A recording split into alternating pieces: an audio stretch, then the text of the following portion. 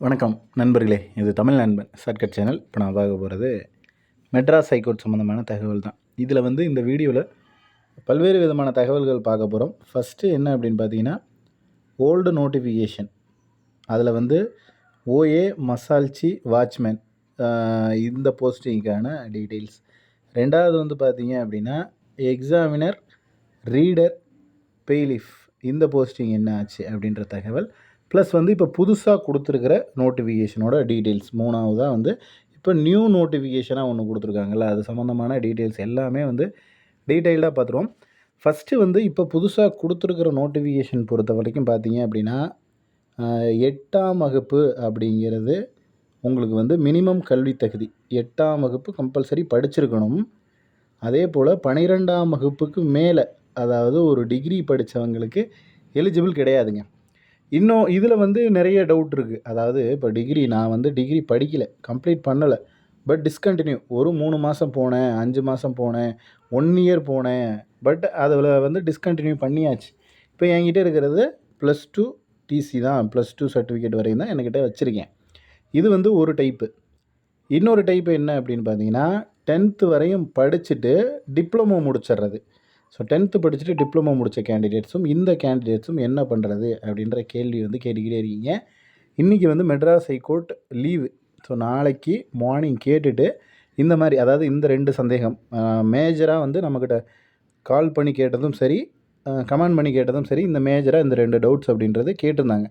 இது 2ஐயும் கேட்க போகிறோம். ப்ளஸ் உங்களுக்கு ஏதாவது இதில் இன்னும் இது இல்லாமல் வேறு ஏதாவது ஒரு மெத்தடில் உங்களுக்கு எலிஜிபிள் இருக்கா இல்லையா அப்படிங்கிறத தெரிஞ்சுக்கணும் அப்படின்னா அதையும் கீழே கமெண்ட்ஸில் சொல்லுங்கள். நான் என்ன அப்படின்றத சொல்கிறேன், ஓகேங்களா? அதே போல் அது என்ன அப்படிங்கிறத அதையும் அதனுடைய தகவலையும் கேட்டுட்டு நான் உங்களுக்கு இன்டிமேஷன் அப்படின்றது கொடுக்குறேன். வீடியோவை மார்னிங் போடும்போது தெளிவாக இருக்கும். இந்த நபர்களெல்லாம் அப்ளை பண்ணலாமா, பண்ண முடியாதா அப்படின்ற முழுமையான விளக்கம் உங்களுக்கு கிடச்சிடும். நீங்கள் தெரிஞ்சுக்கலாம். ஸோ ஓகே, நம்ம பண்ணலாம், பண்ண முடியாது அப்படின்ற தகவல்களை தெரிஞ்சுக்கலாம்.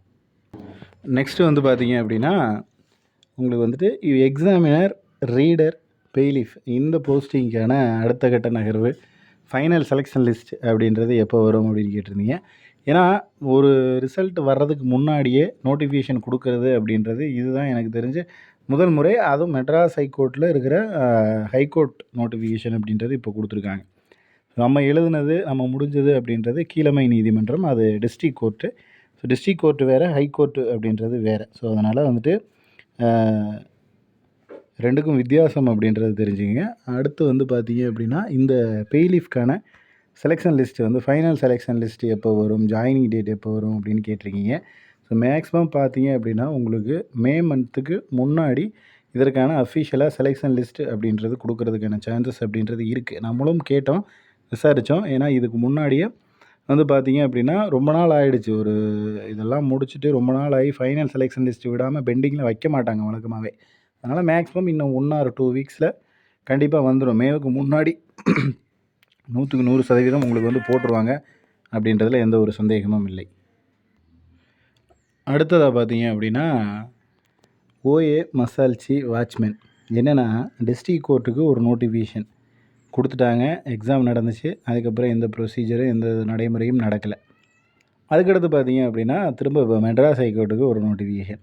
இதுலேயும் நிறைய சந்தேகம் அப்படின்னு வருது. என்ன அப்படின்னா, இப்போ இந்த எக்ஸாம் வச்சு இதுக்கு நோட்டிஃபிகேஷன் கொடுத்து இந்த டேட்டு முடிஞ்சு இதுக்கு எக்ஸாம் எழுதி எக்ஸாமுக்கான ரிசல்ட்டு கொடுத்துட்டு அந்த ரிசல்ட்டுக்கும் இப்போ இதுக்கு பழைய ஓஏ மசால்ச்சி, அதாவது டிஸ்ட்ரிக் கோர்ட் ஓஏ மசால்ச்சிக்கும் கொடுத்துட்டு எல்லாத்துக்கும் ப்ராக்டிக்கல் டெஸ்ட் ஒன்றா வைப்பாங்களா அப்படின்ற மாதிரி கேட்குறீங்க. நான் அந்த நோட்டிஃபிகேஷன் படிக்கும்போதே ரீட் பண்ணி சொல்லும்போதே தெளிவாக சொல்லிட்டோம். அதாவது இப்போ வந்திருக்கிற மெட்ராஸ் ஹைகோர்ட் நோட்டிஃபிகேஷனுக்கே 2 விதமான காலி பணியிடங்கள் இருக்குது.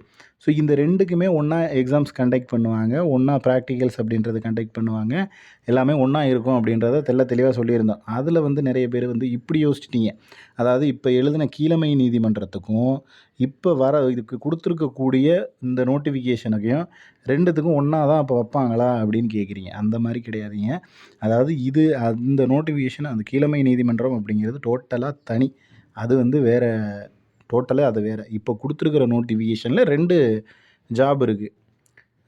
ஓஏ மசால்ச்சி வாட்ச்மேனு, அப்புறம் வந்துட்டு இன்னொரு சோப்தார், அது எல்லாமே மசால்ச்சி வாட்ச்மேனில் தான் மசால்ச்சி இல்லை, அலுவலக உதவியாளர் அப்படின்னு வரும், இரவு காவலர். அதான் 2 டைப்பில் வந்து நோட்டிஃபிகேஷன் அப்படின்றது கொடுத்துருக்காங்க. ஸோ அதனால் இந்த 2த்துக்கும் மிங்கிள் பண்ணி கம்பைன் பண்ணி 2ம் வேறு வேறு கிடையாது, ஒன்று தான் அப்படின்னு அவங்களே நோட்டிஃபிகேஷன்லையும் சொல்லிவிட்டு அதை வந்து கொடுத்துருந்ததுக்கான காரணம் அது மட்டும்தான். அதனால் நீங்கள் வந்து இது 2யுமே கம்பேர் பண்ணிக்கிங்களே தவிர, அது என்ன 2னா இங்கே கீழேயே பார்த்துருந்தீங்கனாலே தெரியும். அதாவது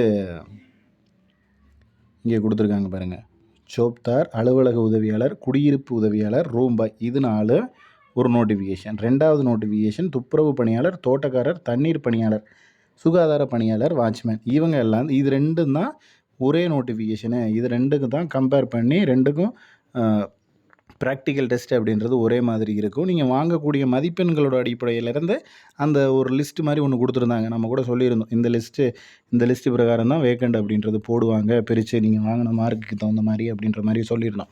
ஸோ அதுதான், இது 2யும் தான் மிங்கிள் பண்ணி வைப்பாங்களே தவிர, நமக்கு கொடுத்துருக்க பழைய நோட்டிஃபிகேஷனையும் இப்போ கொடுத்துருக்குற இந்த நோட்டிஃபிகேஷனையும் 2யும் வந்து ஒரே மாதிரி கண்டக்ட் பண்ண மாட்டாங்க. அதனால் அதை வந்து நினச்சிக்கிட்டு யாரும் பயப்பட வேணாம். இன்னும் ரொம்ப நாள் ஆகிடுமோ, 6 மாதம் ஆகிடுமோ, ஏன்னா இது நோட்டிஃபிகேஷன் டேட்டே இன்றைக்கி தான் கொடுத்துருக்காங்க. இன்னும் 1 மாதம் அப்ளை பண்ணுறதுக்கு, அப்புறம் எப்போ எக்ஸாம் வருதுன்னு தெரியாது. அந்த எக்ஸாம் எழுதி அதுக்கு ரிசல்ட் கொடுத்து 2 பேருக்கும் ஒன்றா கம்பைன் பண்ணி எல்லாம் வைப்பாங்களா அப்படின்ற மாதிரி கேட்டிங்க. அப்படிலாம் கிடையாது. அவ்வளோ நாள்லாம் வெயிட் பண்ணுற வேண்டிய அவசியம் அப்படின்றது உங்களுக்கும் இருக்காது.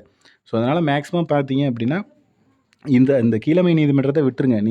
இதை விட்டுருங்க. இப்போ கொடுத்துருக்குற நோட்டிஃபிகேஷனை விட்டுருங்க டோட்டலாக தனியாக. இது வந்து இன்னும் 1 மாதம் டைம் இருக்குது அப்ளை பண்ணுறதுக்கு. இது அதனுடைய ப்ரொசீஜர் எல்லாமே முடிகிறதுக்கு அது தனியாக அது போய்கிட்டு இருக்கணும்.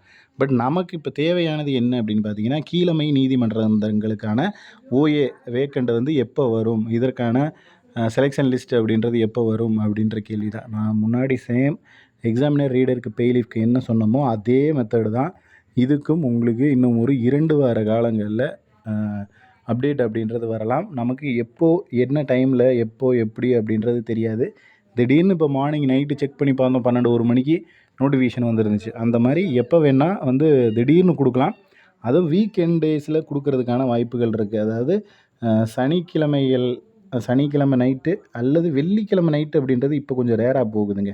ஏன்னா முன்னாடி வெள்ளி ஈவினிங்கில் கொடுத்தாங்க. பட் இப்போ வெளியில் போஸ்ட் பண்ணுறதே சனிக்கிழமை தான் நமக்கு வெப்சைட்டில் அப்டேட் ஆகுது. அதனால் மேக்ஸிமம் பார்த்தீங்க அப்படின்னா வெள்ளிக்கிழமை, சனிக்கிழமை இந்த 2 நாட்கள், மிஞ்சி போனால் ஞாயிற்றுக்கிழமை, இந்த 3 நாட்களில் நம்ம வந்து எதிர்பார்க்கலாம். வாரம் கண்டிப்பாக அப்டேட் வர்றதுக்கான வாய்ப்பு அப்படின்றது இருக்குது. இதுக்கப்புறம் வரக்கூடிய எல்லா வாரங்கள்லையுமே நீங்கள் தாராளமாக செக் பண்ணி பார்க்கலாம். வெள்ளி, சனி, ஞாயிறு இந்த 3 நாட்களில் ஏதோ ஒரு அப்டேட் அப்படின்றது கோர்ட்லேருந்து கண்டிப்பாக ஒன்று கொடுக்க தான் போகிறாங்க. ஏதோ ஒரு அனௌன்ஸ்மெண்ட் அப்படின்றது இருக்குது. ஏதோ 1-2 வாரங்களை தவிர வரக்கூடிய ஒரு 3 மாதத்துக்கு எல்லா வாரத்துலேயும் ஏதோ அப்டேட் இருக்க தான் போகுது. ஸோ தொடர்ச்சியாக அடுத்தடுத்து வந்துக்கிட்டே தான் இருக்கும். ஏன்னா நோட்டிஃபிகேஷனும் நிறைய கொடுத்துட்டாங்க, அதுக்கு எந்த ஒரு ப்ரொசீஜரும் முடிச்சு வைக்கல இன்னும். அதனால் கண்டிப்பாக அடுத்தடுத்து வந்துக்கிட்டே தான் இருக்குன்றதுல எந்த ஒரு சந்தேகமும் இல்லை. உங்களுக்கு இதில் வேறு ஏதேனும் சந்தேகங்கள் இருந்துச்சு அப்படின்னா கீழே கமெண்ட் செக்ஷனில் கமெண்ட் பண்ணுங்கள். நெக்ஸ்ட் அடுத்த வீடியோவில் பார்க்கலாம். தேங்க்யூ.